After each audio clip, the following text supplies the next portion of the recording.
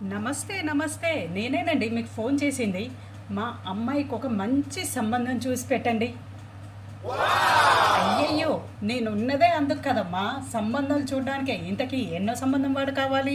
ఫస్టా, సెకండా, థర్డా, పదో పెళ్ళ? ఎన్నో సంబంధం చూడమంటారు చెప్పండి. ఎలా కనిపిస్తున్నామండి మేము మీకు? మా అమ్మాయి ఫస్ట్ హ్యాండ్. ఏదో తేడాగా ఉందేంటి? ఫస్ట్ హ్యాండ్ అబ్బాయి చూడండి. ఓ సారీ సారీ సారీ అమ్మా, ఇవాళ రోజులు ఎలా ఉన్నాయో చూసావు కదా. అందరూ రెండో పెళ్ళి, మూడో పెళ్ళి. నాకేం తెలుసు?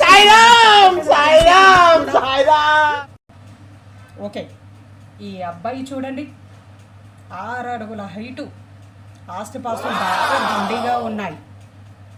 ఇంకొక అబ్బాయి అమెరికాలో జాబు, 50 లక్షల ప్యాకేజు. అలాగే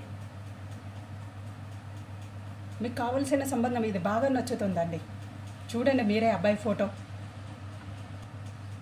ఇదిగో, ఇది కాకినాడ కర్రెవారిపాలెం వారి ఫోటో అండి. అబ్బాయి సేమ్ కర్రె కాకిలాగే ఉంటాడండి.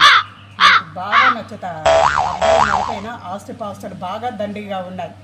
చూసి ఒకసారి ఫోటో చూడండి.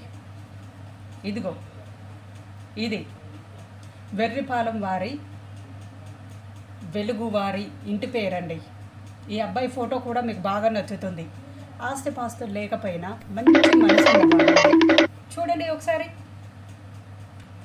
ముందుగా ఆపండి బాబాయ్, ఆ ఫోటోలు చూపించడం ఆపండి. మాకు ఎలాంటి అబ్బాయి కావాలో ఒక నియమ నిబంధనలు మేము ఒక కాపీ తయారు చేశామండి. ఆ లిస్ట్ ఇస్తాం, అబ్బాయి వాళ్ళకి తీసుకెళ్ళి ఇవ్వండి. అది నచ్చితేనే పెళ్లి చూపులకు రమ్మనండి, లేదంటే లేదు. ఇంతకీ ఏంటండి అది? ఆ ఫామ్ ఒకసారి ఇవ్వండి, నేను కూడా చూస్తాను. ఇండిపెండెంట్ హౌస్ ఉండాలి. ఇలా పెళ్ళవ్వడంతో అలా వారంలో వేరు కాపురం పెట్టేయాలి, అదొక కండిషన్. అలాగే అమ్మాయి పేరు మీద ₹1,00,00,000 ఆస్తి డిపాజిట్ చేయాలి. నేను మరీ అంత పిచ్చి దానిలా కనిపిస్తున్నానా? ₹1,00,00,000 మీ అమ్మాయి పేరు మీద ఎందుకు డిపాజిట్ చేస్తారండి? నాకు అర్థం కాదు. జీవితంలో వాళ్ళు సంపాదించిందంతా మీ బిడ్డకి దొబ్బ పెడతారా? వాళ్ళని అరక తినమంటున్నారా తర్వాత రోజులలో? ఇదెక్కడ కాన్సెప్ట్ అండి బాబు, నేనెక్కడ చూడలేదు. నోరు లేస్తుంది ఏంటి బ్రోకర్ గారు? మేమేం పిచ్చి వాళ్ళం కాదు. పెళ్ళైన తర్వాత అమ్మాయిని బాగా కొట్టి బయటికి వెళ్ళగొడితే దిక్కెవరండి?